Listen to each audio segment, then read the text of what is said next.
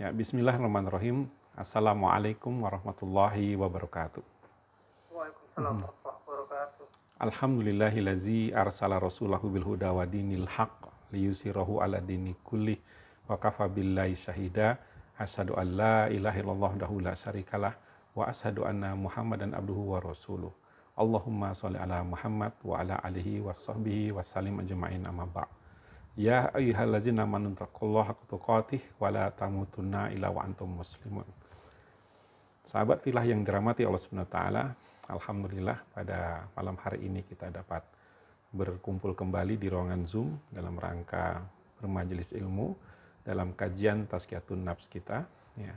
Semoga kita semua dicatat Allah sebagai hamba-hambanya yang istiqomah di dalam keislaman ini hingga akhir hayat kita. Amin ya Allah ya rabbal alamin. Salam dan salawat marilah kita curahkan kepada Nabi kita, Nabi Muhammad SAW, kepada keluarganya, sahabat, tabi'in, tabi'in, dan umat Rasulullah hingga akhir zaman. Semoga kelak kita semua mendapatkan syafaat beliau di yaumil qiyamah. Amin ya Allah ya rabbal alamin. Sahabat filah yang dirahmati Allah Subhanahu wa taala. Malam hari ini kita membahas mengenai taubat, ya. Definisi taubat ini adalah dalam secara bahasa, ya. Taubat itu artinya kembali. Secara syar'i, ya, taubat adalah kembalinya seorang hamba kepada Allah dengan meminta ampun, ya, dan berjanji dengan sungguh-sungguh untuk tidak mengulangi perbuatan dosanya di waktu yang akan datang, ya, dan menggantinya dengan melakukan amal-amal soleh yang bisa mendekatkan dirinya kepada Allah Ta'ala, ya. Sahabat filah yang dirahmati Allah Subhanahu wa taala, siapa sih manusia yang luput dari kesalahan dan dosa? Ya, kita tentu bukan makhluk yang sempurna. Manusia ditakdirkan berubah-ubah kondisi hatinya. Ya, kadang-kadang dia lurus, ya, bagaikan malaikat. Ya, dia senantiasa berada di dalam kebenaran, gitu ya, terhindar dari segala bentuk dosa dan maksiat. Kadang-kadang ya dia melakukan kekilafan, ya, kesalahan, sehingga dia terjatuh, ya, ke dalam dosa, ya, di dalam pelanggaran-pelanggaran, ya. Karena itu memang tobat ini adalah solusi bagi kita, ya, senantiasa beristighfar, ya, memohon ampunan kepada Allah Subhanahu wa taala, ya, semoga, ya, semua dosa-dosa yang, ya, kita mohon ampunkan kepada Allah Subhanahu wa taala itu, ya, diampuni oleh Allah Subhanahu wa taala. Ya, karena orang yang paling rugi itu adalah, ya, di dalam kehidupannya dia melakukan kesalahan, melakukan dosa, ya, melakukan pelanggaran, ya, atas perintah Allah, ya, dan juga justru melakukan larangan-larangan dari Allah Subhanahu wa taala, ya, maka, ya, kita tentu, ya, akan menjadi orang yang, ya, sangat merugi di dalam kehidupan kita. Ya. Nah, pertanyaannya adalah, sahabat filah yang dirahmati Allah Subhanahu wa taala, apakah setiap orang akan diterima tobatnya oleh Allah Subhanahu wa taala? Ya, bagaimana dengan orang yang merasa bahwa dosanya sangat banyak? Ya, sangat numpuk, ya. Ya, dia merasa bahwa, ya, kesalahan demi kesalahan dia lakukan, gitu ya, di dalam kehidupannya. Ya, apakah orang-orang seperti ini akan diterima tobatnya? Maka kita simak firman Allah Ta'ala dalam Quran surat Az-Zumar ayat 53. Qul ya ibadiyallazina asrafu ala anfusihim la tafnatu mir rahmatillah. Innallaha yaghfiruz dzunuba jami'a. Innahu huwal ghafurur rahim. Hai hamba-hambaku yang melampaui batas terhadap diri mereka sendiri, janganlah kamu berputus asa dari rahmat Allah. Sesungguhnya Allah mengampuni dosa-dosa semuanya. Sesungguhnya dialah yang maha pengampun, lagi maha penyayang. Quran surah Az-Zumar ayat 53. Kesimpulannya, sahabat filah yang dirahmati Allah Subhanahu wa taala, selalu terbuka pintu taubat bagi hamba-hamba Allah Ta'ala yang ingin mendapatkan ampunan maghfirah dari Allah Subhanahu wa taala. Ya, jadi setiap orang insya Allah, gitu ya, akan diterima taubatnya, ya, selama nanti dia betul-betul, gitu ya, tahu bagaimana caranya bertobat kepada Allah, ya, dan memenuhi syarat-syarat agar tobatnya itu diterima oleh Allah Subhanahu wa taala. Ya. Jadi sahabat fillah yang dirahmati Allah Subhanahu wa taala, ya, meskipun di masa lalu, ya, barangkali di antara kita ini ada gitu ya yang memiliki masa lalu sangat kelam, ya, di mana kita banyak melakukan dosa dan kesalahan gitu ya. Ya, baik itu dalam bentuk menzolimi diri kita sendiri, ya, ataupun menzolimi orang lain, ataupun menentang, ya, perintah-perintah Allah Subhanahu wa taala, ya, atau justru melakukan, ya, apa yang dilarang oleh Allah Subhanahu wa taala, ya, maka insya Allah rahmat Allah itu sangatlah luas, ya, maka kita semua insya Allah masih memiliki peluang yang besar untuk kembali, ya, selama apa? Selama masih hidup. Ya, kalau sudah, ya, nyawa kita sudah di kerongkongan, ya sudah terlambat, ya, atau ketika matahari sudah terbit dari barat, ya, artinya kiamat telah datang, maka, ya, tertutup semua pintu tobat tersebut, ya. Nah, sahabat fillah yang dirahmati Allah Subhanahu wa taala, sekarang kita membahas mengenai dosa. Apa itu dosa? Ya. Dosa adalah segala sesuatu yang dilahirkan akibat melakukan pelanggaran terhadap perintah atau larangan Allah Ta'ala. Ya, jadi dosa itu lahir akibat pelanggaran, ya, terhadap perintah atau larangan Allah Ta'ala. Ya. Nah, orang yang melakukan dosa itu berarti telah bermaksiat kepada Allah Subhanahu wa taala. Sahabat fillah yang dirahmati Allah Subhanahu wa taala, dosa itu terbagi dua. Yang pertama disebut dengan sogoir, ya, atau dosa-dosa kecil, yaitu dosa-dosa yang tidak mengakibatkan hukuman di dunia, ya, dan tidak ada ancaman khusus di akhirat. Ya, dosa-dosa kecil, ya, dosa-dosa yang ya, tidak ada hukumannya di dunia, ya, misalkan kalau ada hukumannya di dunia, misalkan seperti zina gitu ya. Kalau yang belum nikah dicambuk 100 kali, yang sudah menikah itu dirajam hingga mati gitu ya. Bagi orang yang LGBT, ya, dilemparkan, ya, dari ketinggian sekian meter gitu ya ke bawah, dihempaskan. Nah, ini sudah masuknya, ya, kabair, dosa-dosa besar. Jadi dosa-dosa kecil itu yang tidak ada hukumannya di dunia, ya, dan tidak ada ancaman khusus di akhirat gitu ya. Ini dosa-dosa kecil.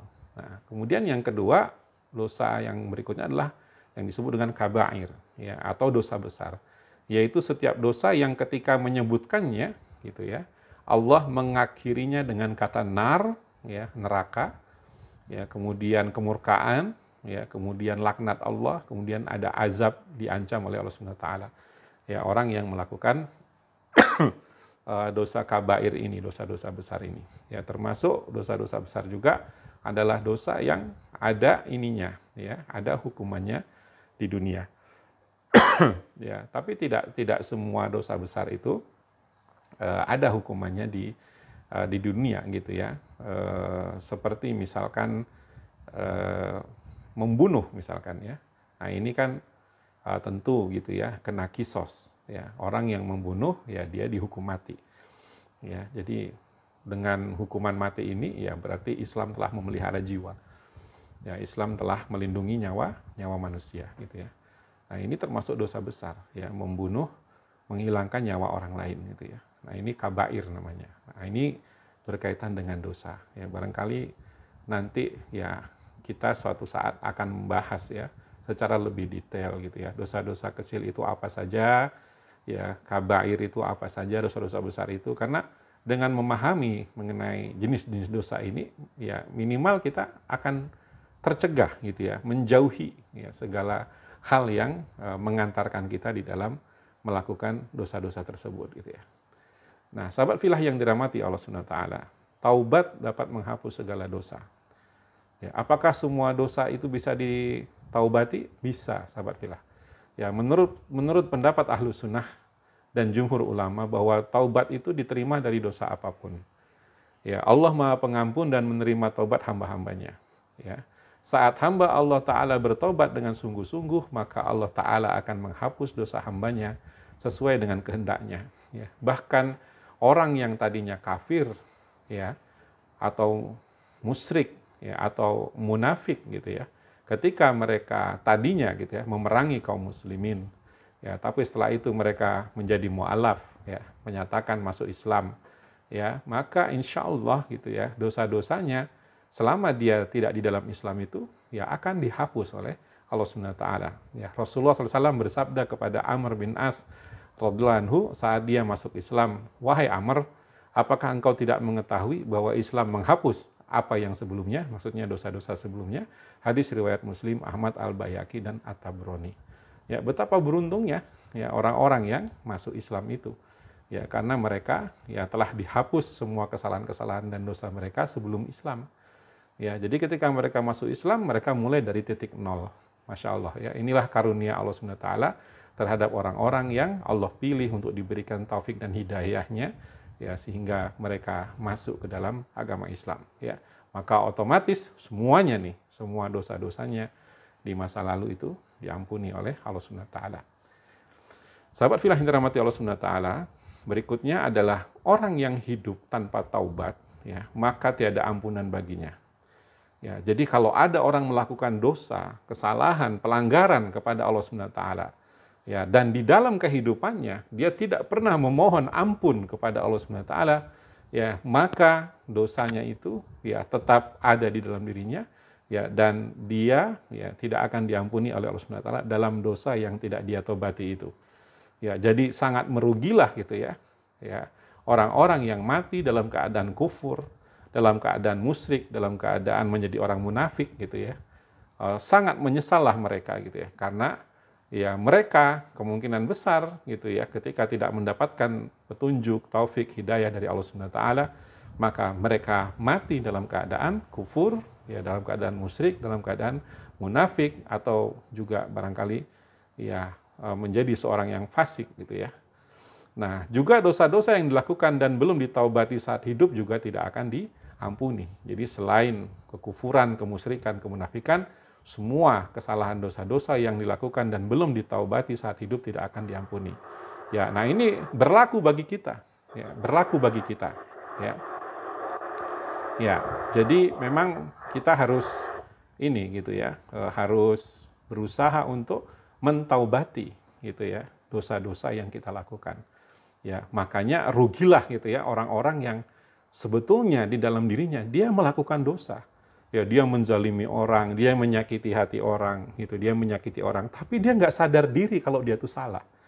Ya, dia tidak memohon ampun gitu, dia tidak pernah meneteskan air matanya di hadapan Allah Subhanahu wa taala agar Allah gitu ya mengampuni segala bentuk kezaliman yang dia lakukan kepada orang lain atau kepada dirinya sendiri gitu ya. Maka ya orang ini berarti tidak mendapatkan pengampunan dari Allah Subhanahu wa taala.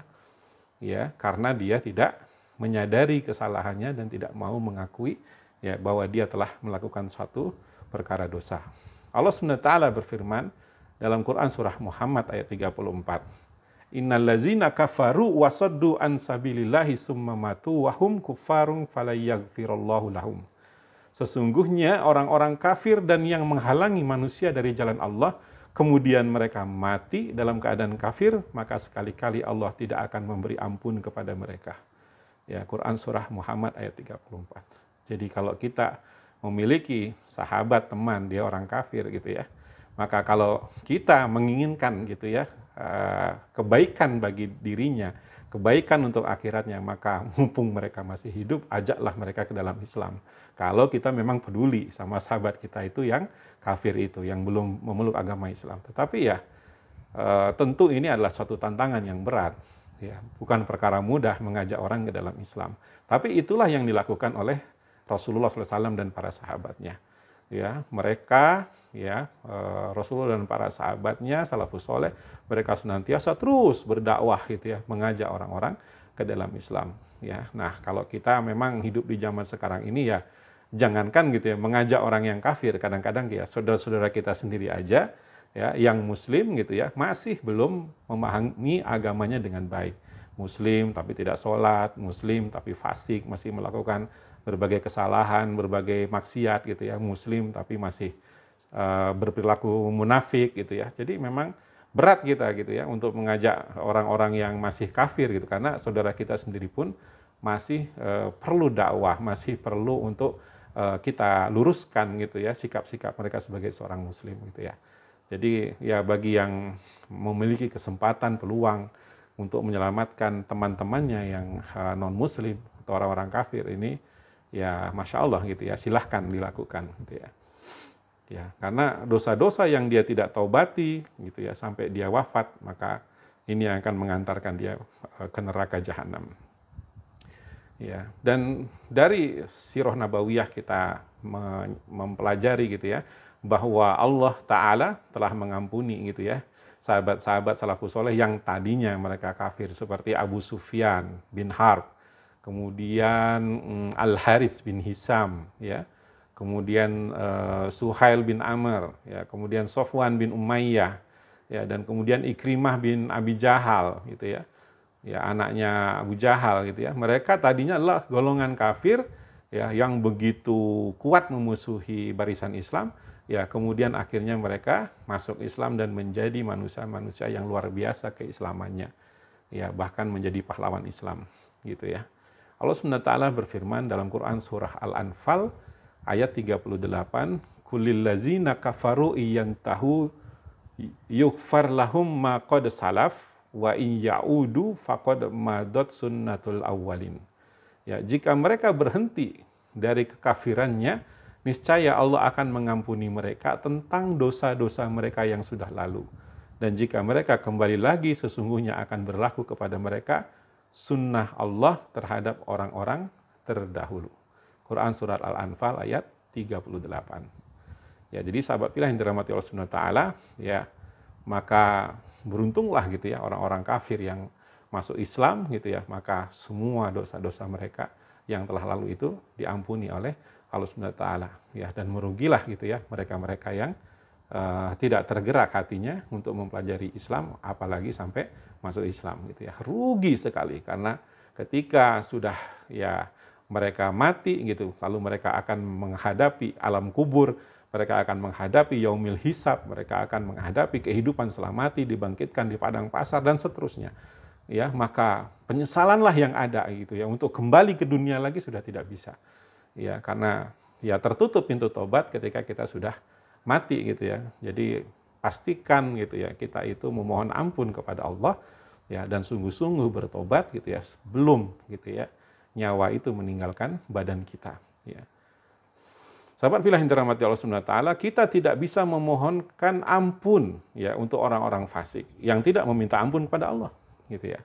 Jadi ketika mereka melakukan pelanggaran-pelanggaran, kemaksiatan-kemaksiatan di hadapan Allah, ya, terus sampai matinya gitu ya, dia tidak meminta ampun kepada Allah, maka ketika kita memohon ampun untuk mereka, ya, sulit gitu, ya.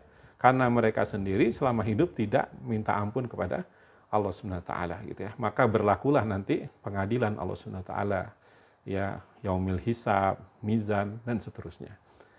Ya, Allah Subhanahu wa taala berfirman dalam Quran surah Al-Munafikun ayat 6, sawa'un alaihim astaghfarta lahum am lam tastaghfir lahum la yaghfirallahu lahum innallaha la yahdil qaumal fasikin. Ya, sama saja bagi mereka, kamu mintakan ampunan atau tidak, kamu mintakan ampunan bagi mereka. Sesungguhnya Allah tidak memberi petunjuk kepada orang-orang fasik. Ya, jadi memang berat gitu ya, kalau orang itu sudah tenggelam di dalam kemaksiatan, tenggelam di dalam berbagai keburukan, ya, maka ya kita doakan pun mereka gitu ya, ya mereka tidak akan diampuni gitu. Ya, jadi sama saja bagi mereka, kamu mintakan ampunan atau tidak, kamu minta ampunan bagi mereka, maka mereka tidak akan ini. Ya, jadi harus mereka sendiri, ya, harus mereka sendiri yang meminta ampun kepada Allah Subhanahu wa taala. Harus mereka sendiri yang sadar diri, ya, betapa dosa-dosa itu ya telah menghancurkan dirinya dan ia ingin kembali kepada Allah Subhanahu wa taala, ingin menempuh jalan yang benar. Sahabat fillah yang dirahmati Allah Subhanahu wa taala, kapan kita harus bertobat? Ya, bertobat ini hendaknya dilakukan dengan segera, sahabat fillah, ya, dan tidak ditunda-tunda. Ya, jadi mumpung masih ada nyawa kita di badan gitu ya, maka ya perintah dari Allah Subhanahu wa taala adalah bersegeralah. Ya, kenapa? Karena menunda taubat dapat membahayakan diri kita. Karena kita bisa saja meninggal dunia sewaktu-waktu sebelum sempat bertobat. Ya, maka orang-orang yang menutup harinya dengan banyak beristighfar kepada Allah Subhanahu wa taala, memohon ampun kepada Allah Subhanahu wa taala atas segala dosa yang dia lakukan pada hari itu, gitu ya. Kemudian ketika dia bangun malam, gitu ya, di sepertiga malam, ya dia melaksanakan sholat qiyamul lail, gitu ya, maka di situ dia ya bersimpuh di hadapan Allah Subhanahu wa taala, ya berdoa kepada Allah Subhanahu wa taala ya, agar Allah mengampuni dosa-dosa dan kesalahannya, ya maka inilah orang-orang yang benar-benar ya telah mendapatkan berbagai kebaikan yang banyak dari Allah Subhanahu wa taala.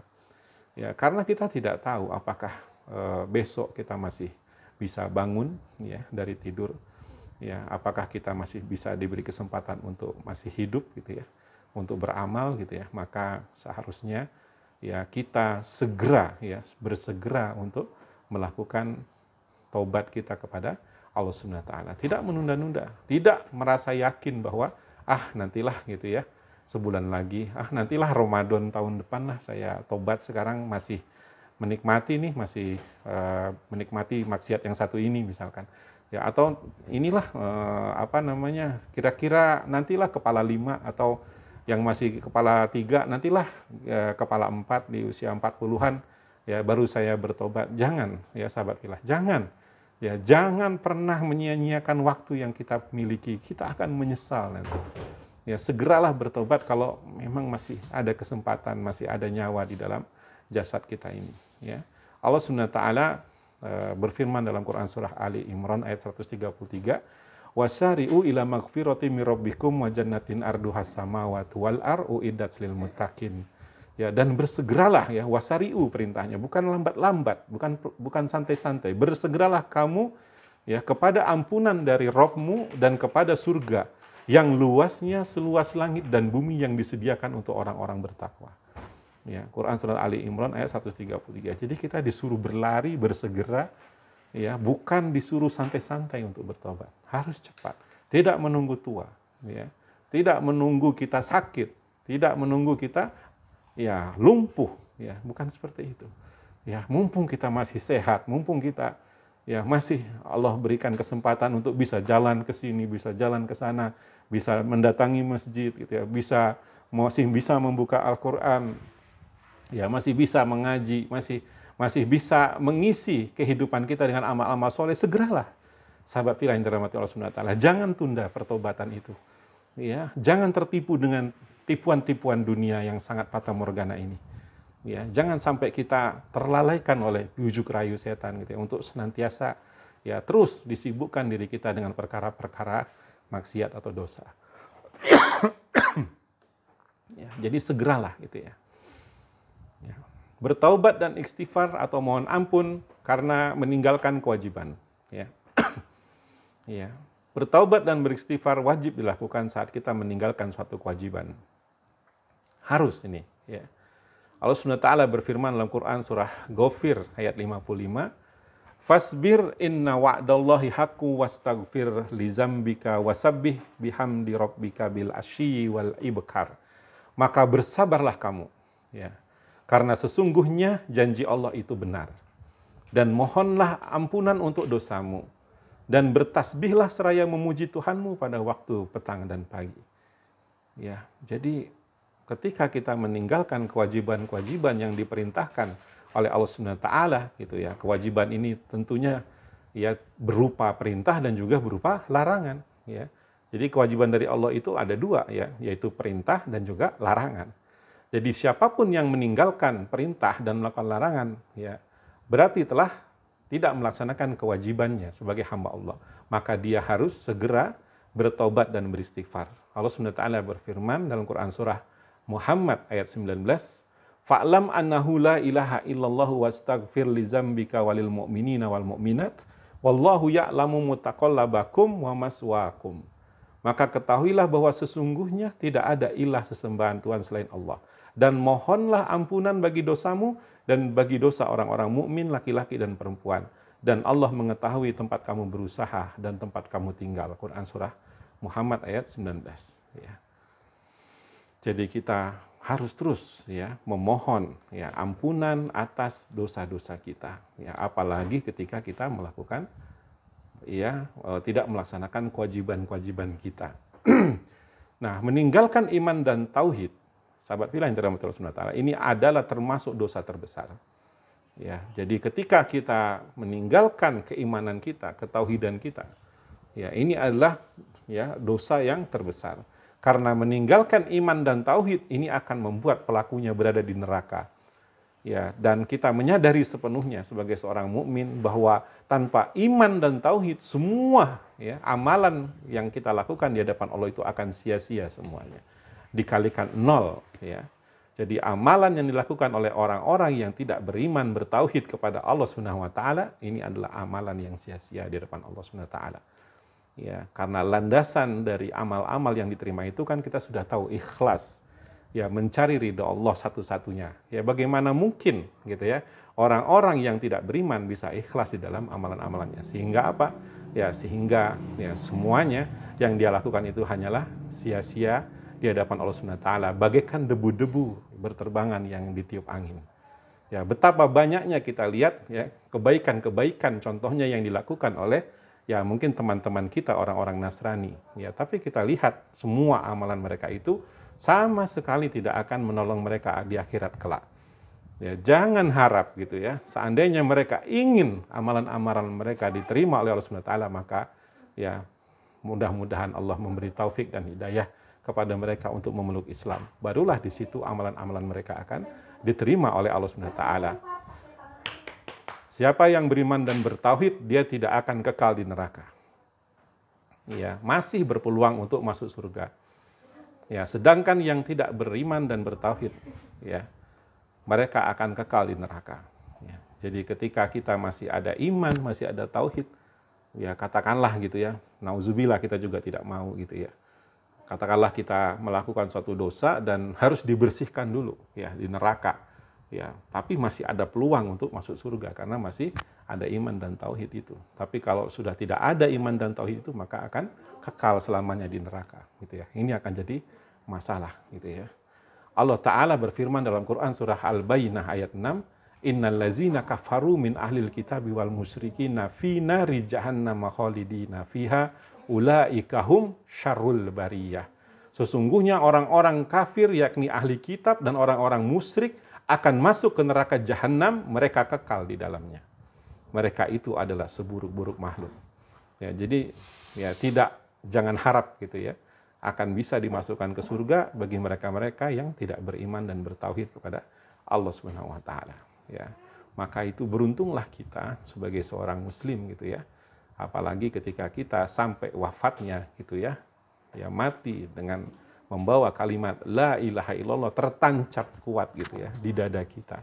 Ya, tertancap kuat keyakinan itu, akidah itu di jiwa kita. Maka inilah orang-orang yang paling beruntung di dalam kehidupannya.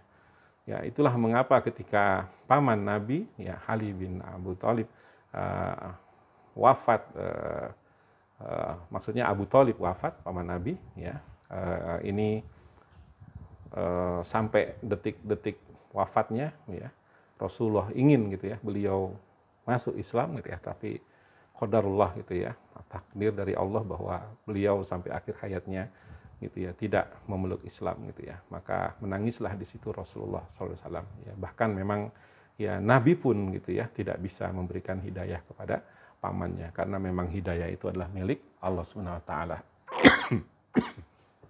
Ya. Sahabat fillah yang dirahmati Allah Subhanahu wa taala, Allah tidak memberikan hukuman kepada manusia kecuali setelah tegaknya hujjah. Ya. Jadi setelah peringatan-peringatan yang Allah berikan kepada manusia. Ya, Allah Ta'ala berfirman dalam Quran surah Fussilat ayat 6, Qul innama ana basarum mislukum yuha ilayya annama ilahukum ilahu wahid fastaqimu ilaihi wastaghfiruh wa wailul lil musyrikin. Ya, katakanlah bahwasanya aku hanyalah seorang manusia seperti kamu, diwahyukan kepadaku bahwasanya Tuhan kamu adalah Tuhan yang Maha Esa, maka tetaplah pada jalan yang lurus menuju kepadanya dan mohonlah ampun kepadanya, dan kecelakaan besarlah bagi orang-orang yang mempersekutukannya. Ya, jadi ya di sini ya Rasulullah menegaskan bahwa beliau adalah utusan Allah dan diperintahkan oleh Allah Subhanahu wa taala ya sebagai pemberi peringatan kepada manusia agar manusia itu menempuh jalan yang lurus. Berarti ya Allah turunkan gitu ya, Allah utus nabi dan rasul ya di atas muka bumi ini ya untuk apa? Untuk memberi peringatan bagi seluruh manusia. Ya. Baik.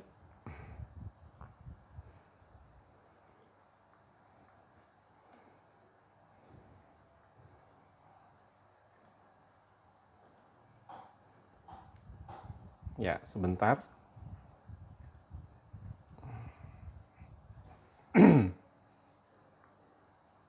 Agak sedikit ada gangguan Zoom. Ya.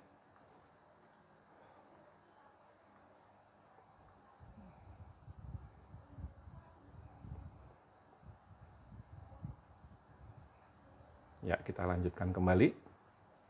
Mohon maaf atas ketidaknyamanannya. Baik, kita lanjutkan. Ya, Allah Ta'ala ya, tidak akan menghukum manusia dengan dosa dan azab sampai hadir di tengah-tengah mereka pemberi peringatan yang sangat jelas. Ya, jadi ketika Allah sudah turunkan Nabi dan Rasul untuk memberikan manusia, maka setelah itu manusia katakanlah tidak mau untuk mengikuti gitu ya perintah, larangan ya yang diserukan oleh Nabi dan Rasul utusan Allah ini, maka disitulah manusia terkena hukuman atau azab dari Allah Subhanahu wa taala. Ya, jadi Allah tidak akan gitu ya memberikan sanksi kepada manusia kalau belum ada pemberi peringatan di tengah-tengah mereka gitu ya. Maka melalui Rasulullah SAW kita semua insya Allah telah mengenal risalah Islam yang mencakup seluruh aspek dalam kehidupan kita. Kita lalu diminta untuk mengikuti apapun yang beliau perintahkan dan menjauhi apapun yang beliau larang. Karena itu semua bersumber dari wahyu Allah Ta'ala. Ya, karena semua itu bukanlah ya atas keinginan ya beliau sendiri. Jadi Rasulullah SAW ya hanya menyampaikan wahyu dari Allah Subhanahu wa taala. Ya, disampaikan apa adanya kepada seluruh umat manusia. Ya. Baik. Berikutnya sahabat filah yang dirahmati Allah Subhanahu wa taala, bagaimana cara bertobat? Nah, ini adalah perkara yang sangat penting sekali bagi kita semua. Ya, karena ada orang yang tobatnya tuh main-main, ya, tidak sungguh-sungguh bertobatnya, gitu ya. Yang pertama, cara bertobat itu, sahabat filah yang dirahmati Allah Subhanahu wa taala, adalah menyesali dengan serius kesalahan kita di masa lalu. Ya, merasa sangat bersalah, ya, bahkan muak gitu ya, bahkan jijik gitu ya, kalau ingat masa lalu yang buruk tersebut. Ya, tentunya kemaksiatan-kemaksiatan, keburukan-keburukan yang kita lakukan di masa lalu. Ya, kalau hal-hal baik sih insya Allah kita akan mengenangnya gitu ya. Ya akan ya suka lah gitu ya dengan hal-hal baik yang kita lakukan di masa lalu. Tapi ketika kita ingat dengan kesalahan-kesalahan, ya keburukan-keburukan yang kita lakukan di masa lalu, ya maka kita harus merasa menyesal, merasa muak dan jijik dengan apa yang kita lakukan di masa lalu itu. Kemudian yang kedua, ya memohon ampunan kepada Allah Ta'ala atas kesalahan-kesalahan yang kita lakukan di masa lalu itu. Ya, apa bentuk kezoliman-kezolimannya? Dan memang bagusnya gitu ya, ketika kita bertobat pada Allah tuh disebut gitu ya, kesalahan-kesalahan kita itu apa. Gitu ya, ya Allah saya pernah begini, ampuni ya Allah gitu ya, Engkau Maha Pengampun ya Allah. Ya saya pernah begini ya Allah, saya pernah begini. Nah, ceritakan gitu ya. Ya meskipun Allah Maha tahu gitu ya, tapi lebih baik gitu ya kalau kita menyebutkan gitu ya satu persatu list daftar ya dosa-dosa yang kita lakukan di hadapan Allah Subhanahu wa taala. Kemudian yang ketiga, berusaha meninggalkan semua perbuatan buruk yang bertentangan dengan agama. Ya, jadi bertobat itu sebaiknya gitu ya, bukan hanya gitu ya, hanya mentaubati hal-hal yang kita lakukan lalu tidak melakukan perkara itu, bukan gitu, tapi semua. Ya, setelah kita bertobat nasuha itu semua hal-hal yang bertentangan dengan hukum agama ya kalau bisa kita tinggalkan. Gitu ya. Misalkan gitu ya, kita berdoa kepada Allah ya Allah ampuni dosa riba yang pernah saya lakukan, misalkan seperti itu. Ya, tapi gitu, dosa lain misalkan seperti menipu orang gitu ya, ngerjain orang gitu ya, ketika berhutang tidak mau bayar, ngeles terus gitu ya. Ya, ini tetap dilakukan gitu, ya. Nah, sedangkan ribanya udah tobat, itunya masih dilakukan. Jangan seperti itu. Jadi ketika kita taubatan nasuha itu kalau bisa semua perbuatan buruk yang bertentangan dengan agama itu nggak dilakukan. Gitu ya. Jadi jangan tobat di satu perilaku atau karakter gitu ya, atau kelakuan gitu ya, dan tidak bertobat dari perilaku yang lainnya. Ya, yang juga sebetulnya buruk gitu kan. Ya, jangan seperti itu. Jadi tobat itu semua gitu ya, dihindari apa gitu ya. Selama kita udah tahu bahwa itu perkara maksiat, itu dosa, itu pelanggaran di hadapan Allah Subhanahu wa taala, bertobat semua. Ya, jadi dan kalau ada orang misalkan kita nggak menyadari kesalahan kita, ada orang yang ngasih tahu kita, ya kayaknya antum tuh ya melakukan ini itu dosa loh, nggak boleh seperti itu. Ya ketika ada yang ngasih tahu kita langsung oh iya ya, oh itu dosa ya. Ya aduh ya Allah, langsung istighfar, astagfirullah, astagfirullah. Ya, seperti itu. Ya, jadi langsung memohon ampun kepada Allah dan tidak melakukan apapun yang bertentangan dengan agama gitu ya. Kemudian yang keempat, berkomitmen, bertekad untuk tidak kembali ke masa lalu yang buruk. Ya, jangan kambuh lagi. Ya, misalkan kita sudah tobat dari khamar misalkan, ya tidak akan minum minuman keras lagi gitu kan. Tapi begitu reuni, kumpul lagi dengan kawan-kawan lama, disodorin minuman, minum lagi. Ya, nauzubillah min dzalik. Jangan seperti itu tobatnya, gitu ya. Ini yang disebut tobat sambal itu ya. Ya tobat nggak serius gitu.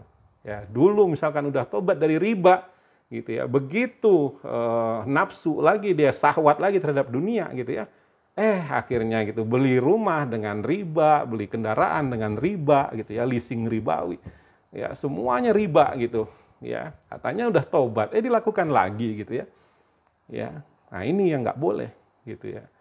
Kalau seperti itu berarti pertobatannya belum berhasil itu. Ya, karena taubat itu adalah ya tidak akan melakukan itu lagi, tidak akan kembali lagi ke masa lalu yang buruk. Ya, dan yang terakhir yang kelima, bila dosanya berkaitan dengan hak-hak manusia lainnya, maka dia harus meminta maaf atau ridho atas dosa-dosa yang kita lakukan kepada orang lain, atau membayar ganti rugi, atau mengembalikan barang orang lain yang kita ambil dengan cara yang salah atau batil. Ya, kalau kita menggibahi orang gitu ya, dan berita itu tersebar kemana-mana, apalagi orang itu tahu penyebarnya adalah kita, maka kita wajib gitu ya meminta maaf kepada orang yang kita gibahi itu. Ya, makanya dosa yang cukup merepotkan ngegibahin orang tuh, ya. Gitu ya. Dari mana nih sumbernya? Kan bisa di-tracking sama orang yang digibahi. Oh, ternyata si A yang memulai kabar fitnah ini gitu ya, gibah ini. Ya, jadi bisa dicari, dan orang yang menyebarkan gibah itu harus meminta maaf kepada orang yang disakitinya gitu ya, seperti itu. Kalau kita pernah urusan muamalah berbisnis dengan orang gitu ya, lalu kita di situ membawa gitu ya harta orang lain secara zolim gitu ya, misalkan orang itu investasi sekian ratus juta untuk bisnis gitu ya, lalu kita bilang aja oh bisnisnya nggak jalan gitu, uang kita amblas semua. Padahal gitu ya, uangnya kita nikmati, kita tidak betul-betul melakukan bisnis dengan serius. Ya kita hanya mau ngambil uang orang aja, ada tuh orang kayak gitu.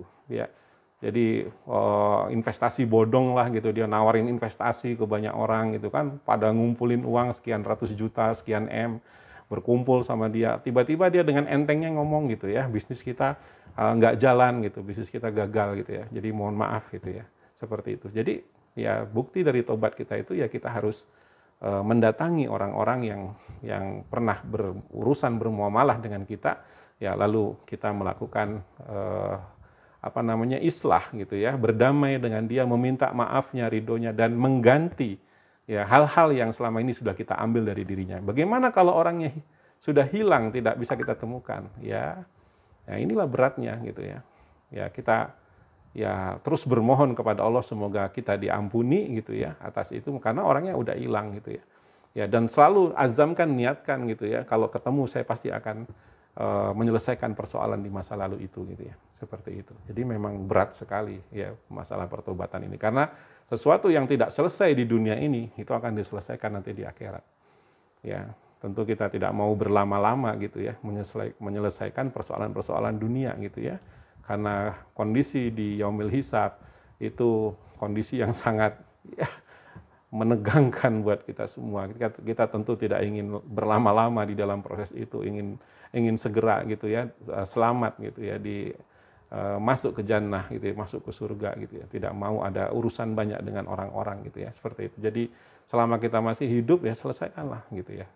Seperti itu. Makanya penting bagi kita untuk mencatat hutang-hutang kita, mencatat urusan-urusan muamalah kita. Jadi kalau seandainya kita meninggal dunia gitu, ahli waris kita udah siap gitu ya untuk menyelesaikannya gitu ya. Yang terbaik bagaimana solusinya gitu ya, seperti itu. Jangan tidak mencatat gitu kan, seperti itu. Bahaya itu. Nanti kalau nggak selesai ya akan repot gitu ya nanti di sananya gitu ya, di akhiratnya. Nah, kemudian syarat diterimanya tobat, sahabat fillah yang dirahmati Allah Subhanahu wa taala, tentu sudah jelas harus ikhlas. Bertobatlah karena Allah. Ya, bukan karena makhluk atau bukan untuk tujuan duniawi. Ada orang berubah gitu ya, tobat gitu. Soalnya malu sama orang gitu ya. Bukan gitu. Ya, kalau kita ingin menjadi orang baik, bertobat itu lakukan itu karena Allah Subhanahu wa taala. Bukan karena ingin dipuji orang gitu. Bukan karena kita melihat teman-teman udah pada soleh ya, pada solehah gitu. Tinggal saya ini yang belum, saya tobatlah sekarang gitu. Nggak enak sama teman-teman gitu ya. Saya mau jadi orang bener deh sekarang. Jangan gitu. Percuma kalau tobatnya untuk manusia. Ya, bertobat karena nggak enak sama istri, nggak enak sama suami, nggak enak sama orang tua, nggak enak sama manusia gitu ya, atasan, bawahan, ya malu gitu ya karena udah tua gitu ya. Jadi tidak boleh gitu ya. Harus bertobat karena Allah Subhanahu wa taala, ikhlaskan niat kita gitu ya. Kemudian syarat yang kedua agar diterima tobat tidak mengulangi kesalahan atau dosa yang sama di masa mendatang. Ya, kalau diulangi ya berarti gagal tobatnya, harus diulang lagi tobatnya. Ya, kemudian yang ketiga, taubat dilakukan pada waktu diterimanya taubat gitu. Jadi tidak boleh terlambat, yaitu apa? Yaitu sebelum datang ajal atau sebelum matahari terbit dari barat. Ya, jika dilakukan setelah itu, maka taubat tersebut tidak lagi diterima. Ya, itu syarat-syaratnya. Ya. Dan keutamaan orang yang bertobat, sahabat fillah yang dirahmati Allah Subhanahu wa taala, orang yang bertobat bisa jadi lebih utama di hadapan Allah Taala daripada orang yang tidak pernah mau bertobat, itu sudah jelas. Ya, bahkan kita mengetahui bahwa Rasulullah Shallallahu Alaihi Wasallam pun beristighfar gitu ya hingga 7 kali dalam sehari. Padahal beliau adalah seseorang yang telah dijamin gitu ya, seorang yang maksum. Ya, orang yang tidak akan pernah melakukan kesalahan dalam kehidupannya. Rasulullah aja beristighfar 70 kali dalam sehari. Lah kita gitu ya. Nyampe enggak segitu istighfarnya gitu ya. Sedangkan kita ini ya adalah tempatnya, gudangnya berbagai kesalahan gitu ya dalam kehidupan kita. Ya, jadi sahabat fillah, marilah kita ya meraih keutamaan dari Allah Subhanahu wa taala ini dengan memperbanyak tobat di dalam kehidupan kita, ya. Lalu ada lagi poin penting gitu ya. Taubatnya para pendusta, ya. Istighfar memohon ampun kepada Allah dengan tetap melakukan dosa, ya. Jadi kita tuh istighfar, tapi masih melakukan dosa gitu ya. Maka inilah taubatnya para pendusta. Ya, pinter gitu nyebut beristighfar gitu ya, tapi ya bikin dosa lagi, ya, gitu ya. Sambil menggibahi orang sambil istighfar gitu ya, astagfirullahaladzim, terus gibahin lagi gitu ya. Ya seperti itu ya, kecuali gibah-gibah yang diizinkan di dalam Islam, misalkan dalam rangka mencari fatwa, ya kemudian ingin mendapatkan solusi dari masalah yang dihadapi, gitu ya. Jadi bukan bertujuan untuk sekedar menjatuhkan kehormatan orang gitu ya, seperti itu. Sudah kita bahas dulu ya di dalam materi gibah gitu ya, ada rukhsah, ada gibah-gibah yang dibolehkan seperti apa gitu ya. Jadi banyak orang bergibah gitu ya sambil astagfirullah, kita ngomongin orang ya, tapi ngomongin lagi. Ya kayaknya nikmat gitu ngomongin orang gitu ya, seperti itu ya. Kemudian orang yang tetap melakukan perkara dosa setelah beristighfar, maka istighfarnya itu tidak bermanfaat sama sekali bagi dirinya. Ya, taubat itu harus menghentikan segala bentuk perbuatan maksiat. Ya. Kemudian bagaimana dengan taubatnya orang dari sebagian dosa dan tidak bertaubat dari dosa lainnya? Nah, ini yang tadi sudah kita bahas. Ya. Taubat seperti itu sama saja dengan masih mengabaikan perintah dan melakukan larangan Allah Ta'ala. Ya, dosa yang tidak dimintakan ampunan kepada Allah tidak akan dihapus dan diampuni olehnya. Mintalah agar Allah mengampuni semua dosa yang kita lakukan dan hati-hatilah agar kita tidak kembali terjatuh ke dalam dosa yang sama gitu ya. Jadi harusnya kita bertobat dari semua dosa-dosa yang kita lakukan. Bahkan setelah bertobat itu, seperti yang tadi disampaikan bahwa semua hal yang bertentangan dengan agama kita, dengan Islam, maka kita upayakan gitu ya untuk tidak kita lakukan pelanggaran berkaitan dengannya gitu ya. Itu mungkin sahabat pilah yang dirahmati Allah Subhanahu wa taala yang bisa disampaikan pada malam hari ini.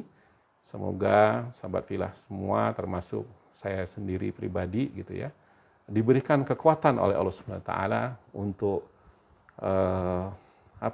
mendapatkan kesadaran ya, karena kesadaran inilah yang mahal gitu ya. Kesadaran inilah yang akan memasukkan petunjuk dan hidayah dari Allah Subhanahu wa taala.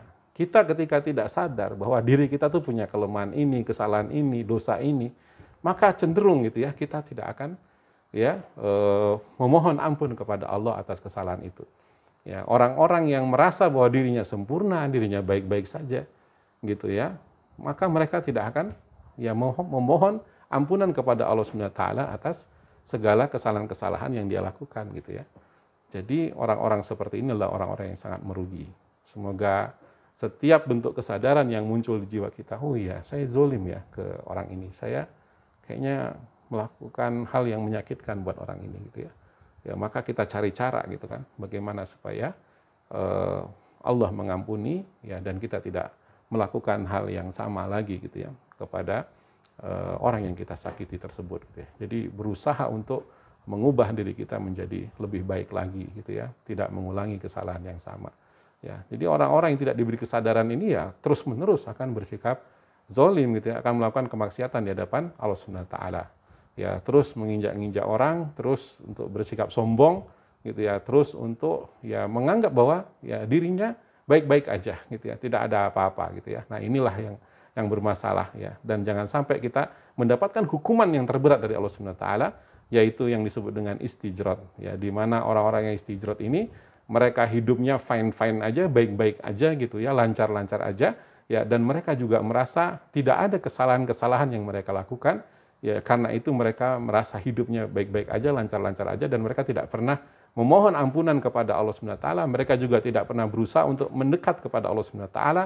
Ya, mereka senantiasa hidup gitu ya secara ya semaunya gitu ya.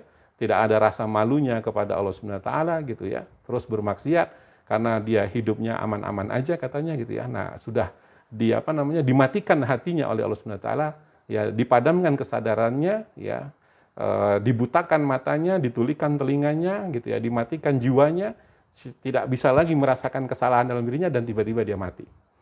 Ya, merugilah orang-orang seperti ini gitu ya. Beruntunglah orang-orang yang senantiasa diberikan kesadaran di dalam kehidupannya. Oh iya, saya kurangnya ini, saya kurangnya. Barakallahu fikum. Ya, mudah-mudahan ada manfaatnya.